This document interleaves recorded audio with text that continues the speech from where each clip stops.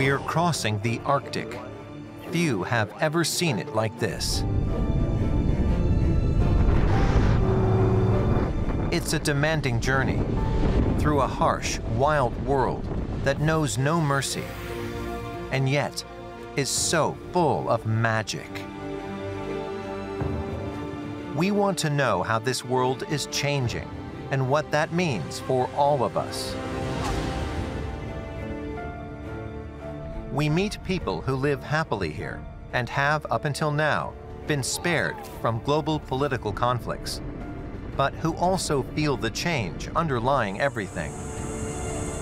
For thousands of years, the Arctic was considered impenetrable, but now a race has broken out to see who will dominate it in the future.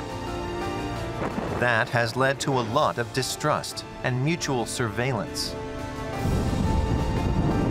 We've traveled once around the globe, way north of the Arctic Circle, to better understand this region, which will play a big role in our future.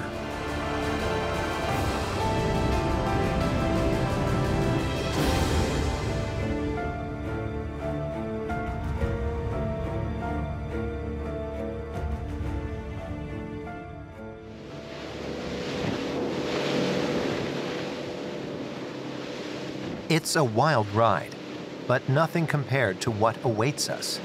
We're traveling with Olena and Akalu. On the other boat is his sister, Meta, with her son Brian and husband Auga. We want to visit the whalers' summer camp, located a good 250 kilometers from the fjord's mouth. It can only be reached by boat, and no one has ever managed to get this deep into the fjord at the end of October. Scoresby Sound on the East Greenland coast is the world's largest fjord system. We set out from Itokortami, the only settlement in a 700-kilometer radius. We are in the middle of the fjord when disaster strikes. The motor on Akalu's boat breaks down. Auga pulls up, and Brian grabs our boat. But Olena tells us not to worry. Uh-oh. It gets fixed. Then we go again.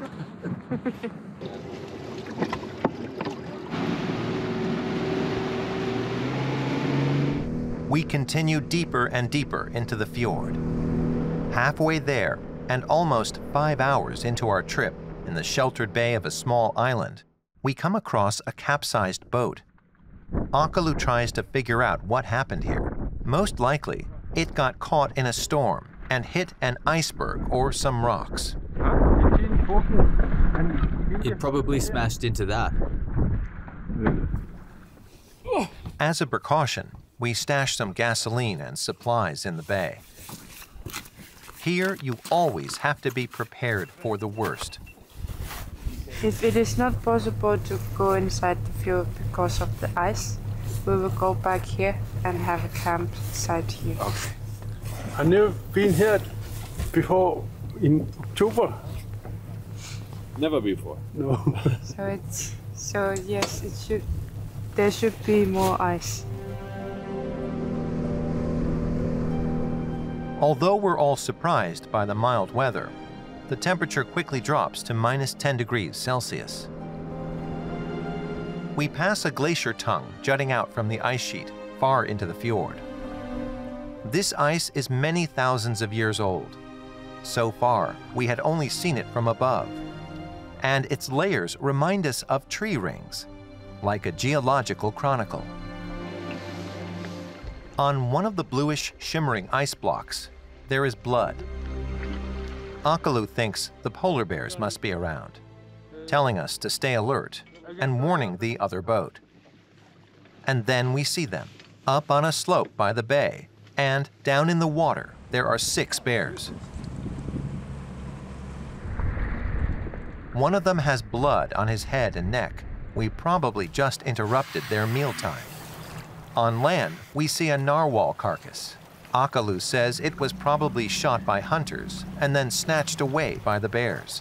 But in recent years, humans and bears alike have gotten new competition in their hunt for the narwhal. And killer whales are a big problem for the hunters because they eat seals, narwhals, and other whales as well. And they can affect them coming into the fjord if they get more and more. And this year it was the first time the hunters caught the killer whale. And something else has changed in the fjord. For the first time ever, fishermen caught cod and salmon. There were few salmons that were caught this year. Very few, not even 10 maybe. Nobody had ever caught salmon here before. We're in a hurry now. We still haven't reached the summer camp, and the further we go in, the longer it would take us to get back to the emergency camp. And with all the icebergs drifting through the fjord and its branches, getting there would be extremely dangerous after dark.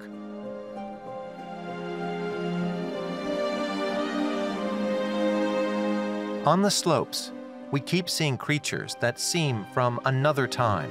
Musk oxen defying the cold, even in the Arctic winter, with their long, thick fur. For hours, we continue through choppy seas, with temperatures now around 15 degrees below zero. As we approach the camp and turning around is no longer an option, Akalu doesn't hesitate when a closed ice sheet appears in front of us. Our small boat becomes an icebreaker.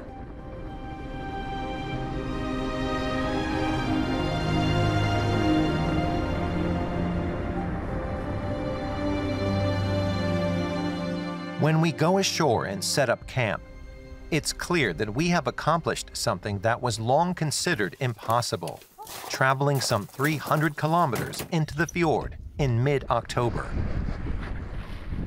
We pitch our tent in the freezing cold.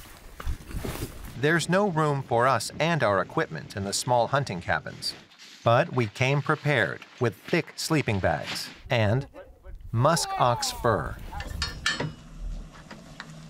I'm making a minke well into a rice soup, which is normally we do in our traditional food. We can cook the same meat as muskox, seal, almost everything, walrus. And this is minke well. Wow. Outside in the bitter cold, we eat minke whale goulash with pieces of blubber and coarsely cut meat. The Inuit delicacy proves a bit too much to handle for our inexperienced palates and stomachs. But hunger is not what is stopping us from crawling into our sleeping bags after this long day. Out of nowhere, a strong wind grows into a storm, and we quickly have to bring our tent and equipment to safety to keep it from being washed away by wind and water. Akalu and Olga jump in the boats, trying to get them to the sheltered side of the bay, afraid that wind and waves will otherwise loosen the anchors and smash the boats against the rocks. That would be a big problem, this far away from any help. As we're all struggling with wind and weather, a very different natural spectacle lights up the sky. One that will reconcile us to this harsh Arctic night.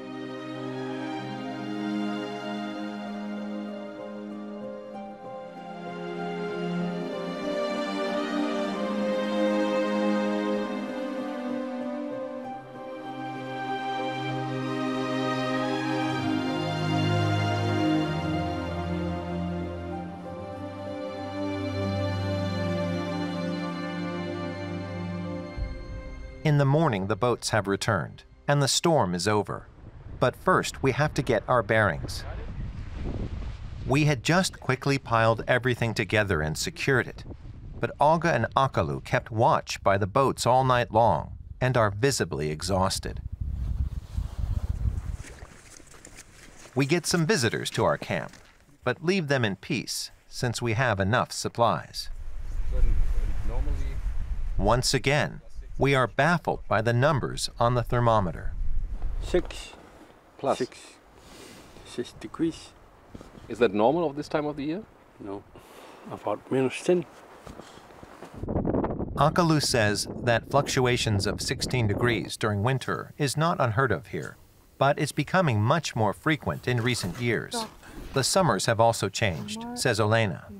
During summer, it rained a lot, possibly almost all summer. But we had some nice days with hot and sunny weathers. But it's more rainy than usual. But since the storm has brought us this warmth, we decide to take advantage by heading even further into the fjord. The ice that Akalu had to break through yesterday has completely melted away in front of the camp. For Olena, this will be a day to remember.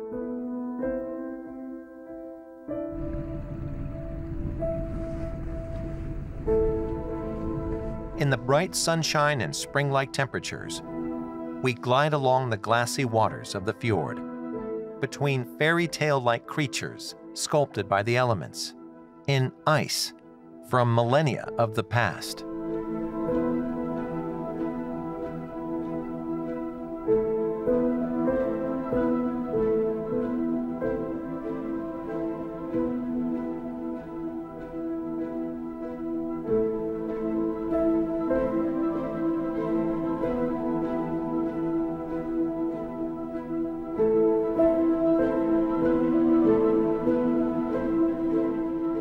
I told my mom before we had this trip, I thought I would never have my birthday in the fjord because it is October.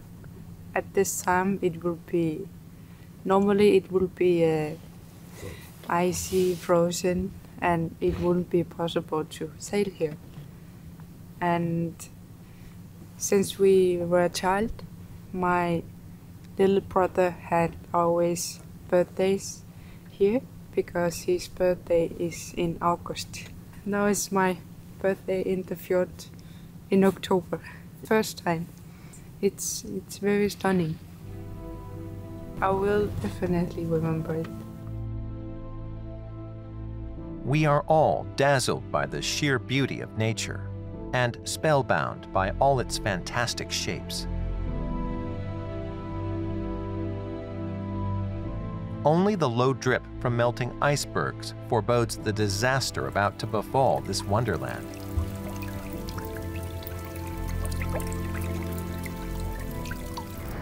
We are only pulled back to reality by the thick ice forming around the boat. Suddenly, there's no way forward.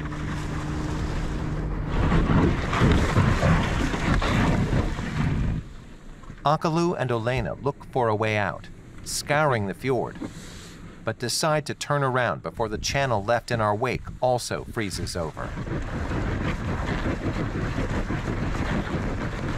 Hesitating is not an option for those who live here. And on her 23rd birthday, we wonder how Olena sees her future. I will be studying as a skipper in January 2022 in Denmark. The job women have like nursing, dentist, and working with kids is too boring. I want to be a role model for all women and young girls as well, and encourage them to do what they want, not in the position the society told them to be. Do your own thing. We left camp too late, and now a snowstorm is catching up with us. Visibility is getting worse and darkness is falling. With zero visibility, we use our mobile GPS devices to help Akalu and Olga navigate along the coast and hope we won't crash into an iceberg. At long last, we make it back to Itokortami. The very next morning, we have to leave again. We have an appointment in the Barents Sea on the other side of the Arctic Ocean. We need to get back to our plane. Half an hour into the trip, we ask Akalu if it wouldn't be better to turn around, but he seems unfazed. For us, on the other hand, what follows are hours full of fear on the roaring sea in freezing winds.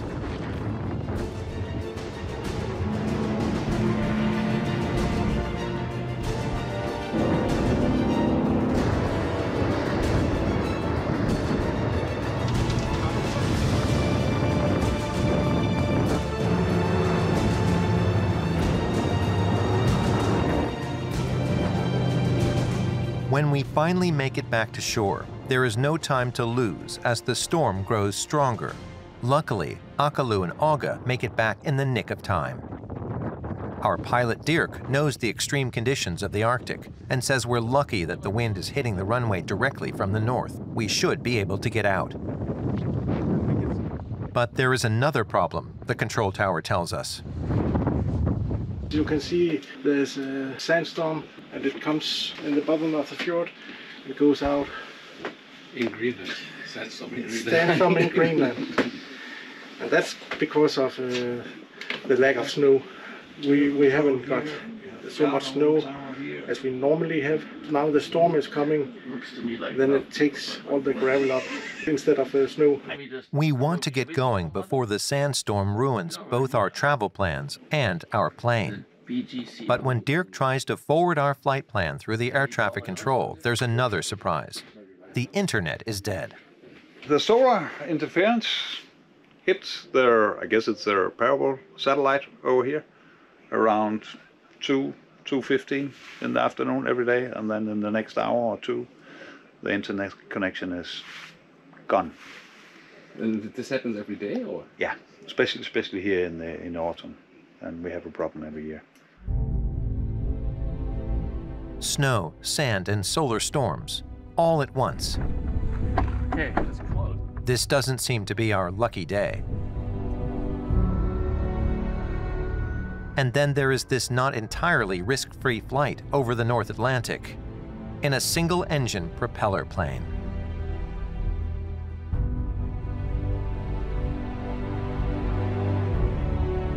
If we were to go into the water, we would land against the wind, and the single-engine aircraft actually has very, very low landing speeds. From that perspective, we would just land and basically swim in the water. The cabin is sealed, so there will be really no water coming in.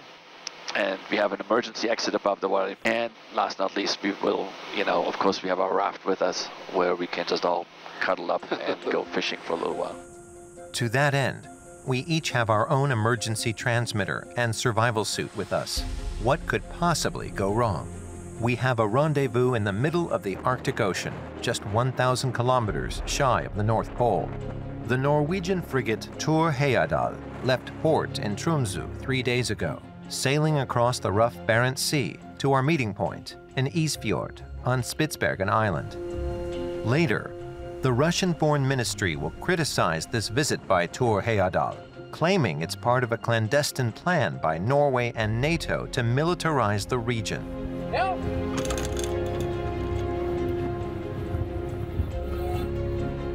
We receive a friendly military welcome aboard and make our way through the lower decks of this modern warship up to the bridge to meet the captain. Nearly 50% of the crew are young women.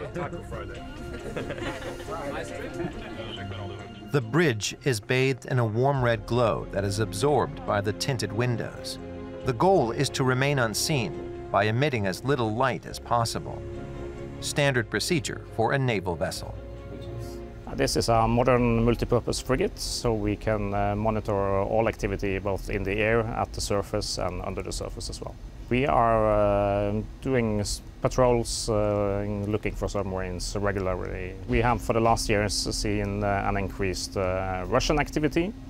They are operating more often and further out in the Arctic region, so more further west and south along the Norwegian coast. In recent years, Norway has been sending its warships further north into the Arctic Sea. The goal is to maintain a presence in a world that up until now has been virtually inaccessible. That's slowly changing. So even though we see an increased activity, it is still a kind of an uncontested area that will change in the future. So when the ice is melting and sea roads become more accessible, we will see even more activity. And it's very important for us to be ready to understand that increase and how to handle it in the future. In Norway's capital, Oslo, we have an appointment with Niels Andreas Stensenes, the state's intelligence chief. After the end of the Cold War, Norway kept a low profile in the Arctic, not wanting to provoke its big eastern neighbor. But in recent years, the situation has changed. First of all, the new doctrine that they call active defense, where they use the military more active also in peace to signal political intent and if they disagree with something, they signal very clearly. They demonstrate capabilities, so they deploy further to the west. We've seen them down to the Giuk Gap several times. So that is one of the developments. The other one is the modernizing of their capabilities with the introduction of long-range missiles and a modernizing of their command and control apparatus, which makes it possible to be a lot more agile, react faster to political necessities or opportunities. And so we see Russia as a smaller force, but a lot more agile and more attuned to political development. In line with new priorities, Russia has ramped up its military presence in the Arctic and is making no secret of it. They call it strategic communication. During an exercise in early 2021, 3 nuclear submarines simultaneously broke through the North Pole's ice sheet. It's a clear signal of Russia's capabilities to potential adversaries, leaving Arctic neighbors uneasy. It's their increased activity, which is something they are allowed to do, but it seems slightly more aggressive, and as I said, they're more agile, they're faster. So you'll get less time, less warning time about what they're using, and when you have multi-use platforms and weapon systems, it's harder to really deduce and find out what their intentions are. New military bases are being built and old ones modernized. On Franz Josef Land, an archipelago neighboring Spitsbergen, a new high-tech base was built in 2017, looking like something out of a sci-fi movie. In 2019, an airbase was added for Russia's nuclear-capable warplanes. And in Moscow, we met a man who leaves no doubt about how important the Arctic is to Russia. Russia considers the Far Eastern Arctic its areas of strategic importance. Russia is quite active economically and in other aspects in the Arctic. Of 9 cities with population above 100,000 people, 6 are in Russia. We have 2.6 million people there and a lot of economy in the Arctic. So we have a lot of energy produced in Arctic. We have the key strategic materials such as cobalt, platinum, nickel, more than half of that actually produced above Arctic Circle. Thawing permafrost and melting ice are suddenly making mining for minerals in the Arctic economically viable. And the Arctic Ocean, once considered uncrossable, could soon become one of the world's most important trade routes if Russia has its way. Geographically, the way from Shanghai to Rotterdam is 40% shorter going up north. It's not easier at the time. However, we see that the ice space, the ice areas are reducing. The Northeast Passage from China to Europe is 6,000 kilometers shorter than the passage through the Indian Ocean and the Suez Canal. And for the most part, it runs along Russian waters. So we now see the path to 100 million tons throughput of the Northern Sea Route. 100 million tons make it into a legitimate global transport route. We have arrived in Pevek, the northernmost city in Russia, a good 5,500 kilometers from Moscow. Outside, it's bitter cold. So Igor is cutting up a reindeer in his bathtub. He belongs to the Chuchi, a nomadic indigenous people who have roamed the northeast of Russia for over 2,000 years. As a city dweller, he's a funeral director and tourist guide, but sometimes he still misses life in the tundra. In nature, you live with your family and the reindeer. You see the sun and the moon and contemplate. In the city, the television causes stress. We see what is happening in the world, and it can frighten us. It makes us anxious. In the tundra, you don't get any of that. You just live in your own little world.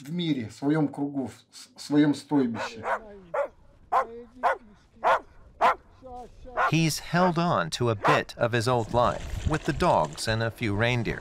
It's his connection to another ancient world. And although life in the city is more comfortable, there are always problems with the energy supply. Another drawback is pollution from the coal-fired power plant. But he now has high hopes for the ship that has recently been moored down in the harbor. With the arrival of the Partas, I hope that people here will no longer have such problems. Because of Partas, we even have electric heating in this district now. I would like every town in our Chukotka province and all the residents of Pevek to enjoy this comfort, these conveniences. PATES is the abbreviation for the world's first floating nuclear power plant, the academic Lomonosov. On an organized press tour, the Russian government proudly presents us with one of the central building blocks of its Arctic strategy, floating nuclear power plants, which are to reliably supply mining companies, small port cities, and military bases with energy along the Arctic coast. Here we have the steam turbine from the Kaluga turbine plant and the generator from Silovami Mashinami. A floating nuclear power plant provides enough electricity for a city of 100,000 inhabitants.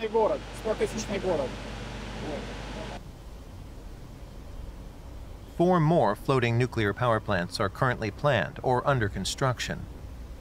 Igor hopes they will help develop his homeland, bringing more ships and tourists. But he's not quite comfortable with the ship in the harbor below.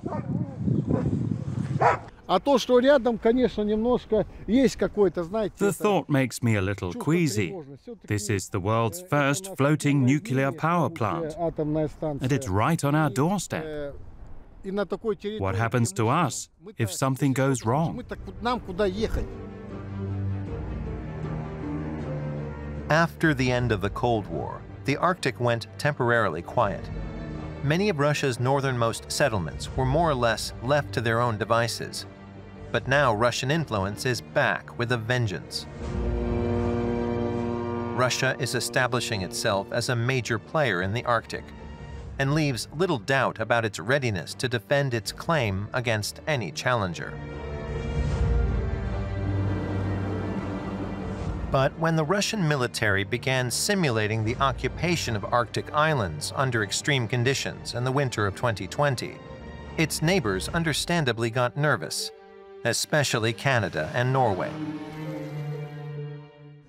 We're back aboard the Norwegian frigate Thor Heyerdahl by Svalbard. In light of the changes in the Arctic, Norway is counting on an increased NATO presence in the region. Norway alone stands no chance, says Captain Rute. It is important for Norway that NATO is showing their presence in the Arctic region, because we are in a mutual defense agreement and that we must be prepared to defend this area within the NATO treaty. So then we need to work, train and exercise together to be ready to defend the region if that is necessary in the future. The next morning, we set off for a strange and unique place. There are no roads, so we have to take a ship from Spitsbergen's capital, Longyearbyen. These are the last days where the sun barely manages to peer over the horizon before being replaced by the long night until spring.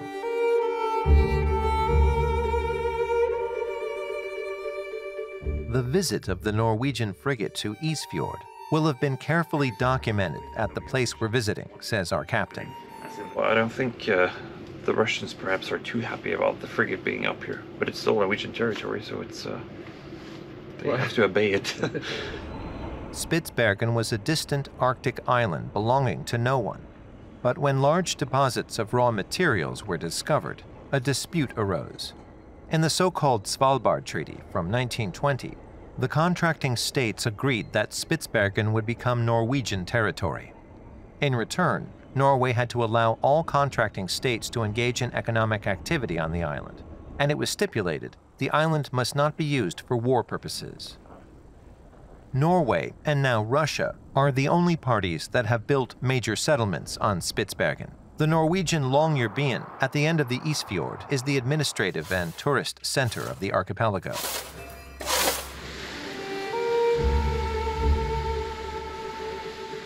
After a 2-hour boat ride, Barentsburg appears in front of us.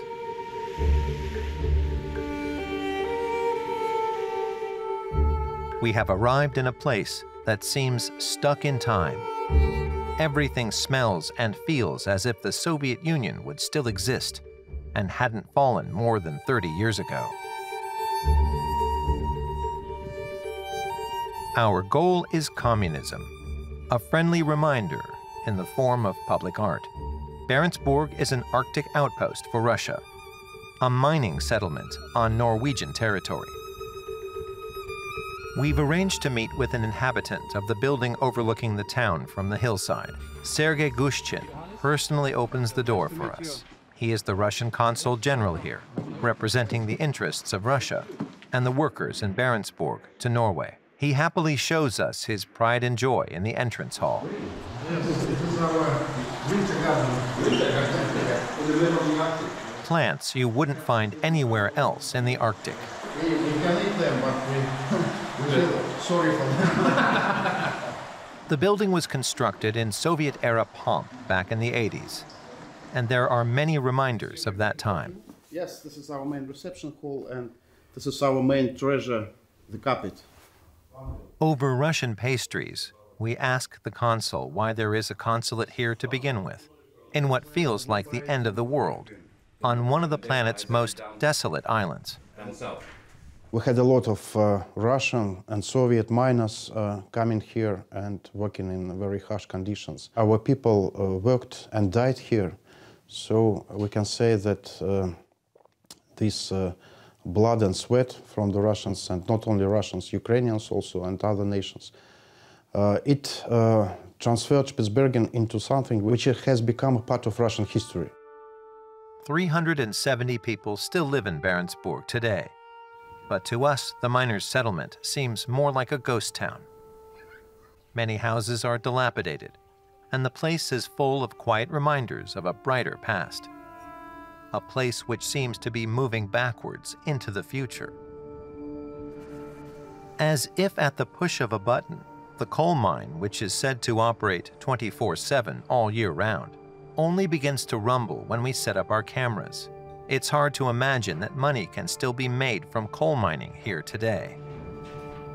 In our conversation with the consul, he hints at the fact that for Russia, it was probably never only about coal mining here on Spitsbergen, and that it still isn't. Russian presence here is important for us in the context of peaceful Arctic. Because if we go, if we leave the archipelago, then who would come and substitute us? We never know. It could be some NATO country. Though there will be no military activity, but the presence of another NATO country here would be very disturbing for us. We ask him what would happen if the Norwegians invited their NATO allies, for example, the US, to visit. Of course, they could invite American vessels, but we would consider it as a rather big violation of the spirit of the treaty, and we would protest it. And we also have the right to invite our own Northern Fleet vessels here. It almost sounds like a threat, and that Russia will withdraw from Barentsburg and from the Norwegian archipelago of Spitsbergen altogether is out of the question. We don't know what will be going on here anymore when we leave. I can mention that this Kongsberg-Svalbard satellite complex is providing satellite information to United States military, and it's a well-known fact. And it can be used to contact submarines, American submarines. So we don't know what will be going on. We won't have possibility of monitoring the situation if we go. So that's why it's important for us. As we leave Barentsburg behind, we're reminded that the situation here in the Arctic is much more complex than this harsh and lonely world would suggest. Back in Longyearbyen, we are on our way to the place the Russian consul suspects of working for the US military. A narrow, icy road takes us up to a plateau. At the top, a blizzard is sweeping through a compound that looks like something out of a James Bond movie. It's the largest satellite ground station in the world.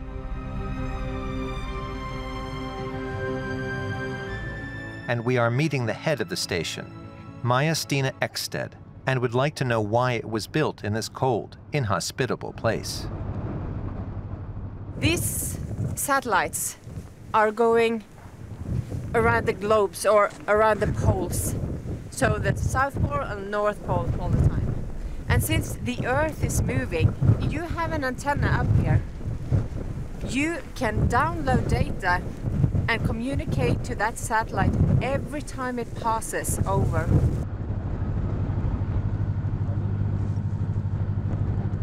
She shows us the control room. Around the clock, all year round, a steady stream of data is gathered here. And if the system were to fail, says Maja-Stina, it would have a global effect.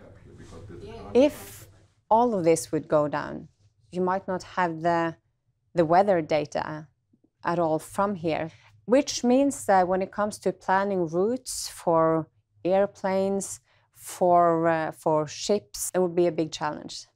When it comes to navigation data, GPS, that kind of data is also coming from satellites taken down here. And for communication, of course. If you take down the station, of course, it will be a challenge. So the world will be in trouble if this...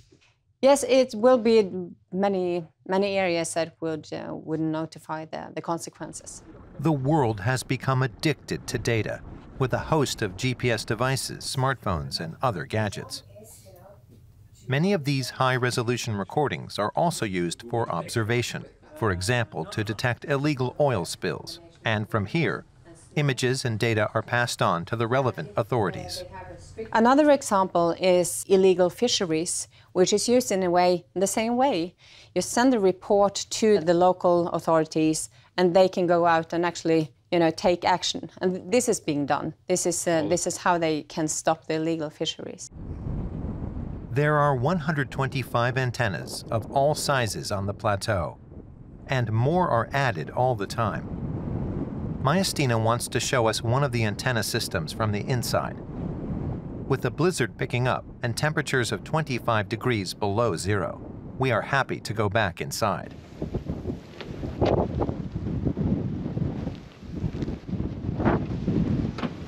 Then suddenly, the big dish begins moving.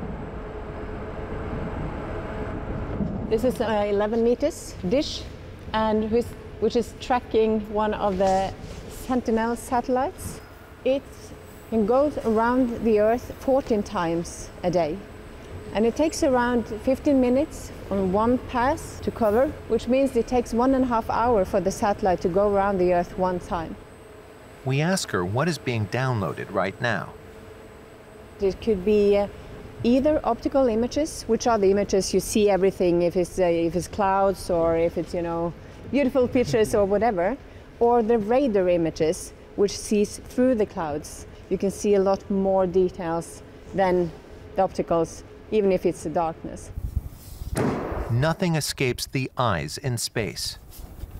NASA in America and ESA in Europe get data about the Arctic from Spitsbergen, but also private companies like Iridium. The facility is operated in a joint venture between the Norwegian government and the Norwegian weapons manufacturer Kongsberg. We ask Maja Stina about the Russian consul's accusation that her facility works for the US military.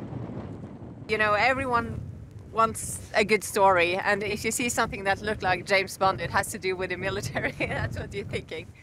But the thing is that we, because of the Svalbard Treaty, we are not allowed to build any installation which is dedicated for military use up here. And we are either not allowed to take down any data which is dedicated from a military satellite. We say goodbye in the howling wind, fascinated and puzzled by this place that is so isolated from the rest of the world, and yet knows everything about it, producing data from around the globe, without which our modern life would be unimaginable. We've traveled around the Arctic, through a world that is about to go from white to blue, a world that is changing rapidly, and in which there is a lot of mistrust and mutual surveillance going on. The future of humanity will be decided here, in this place that has above all humbled us by the forces and beauty of its nature.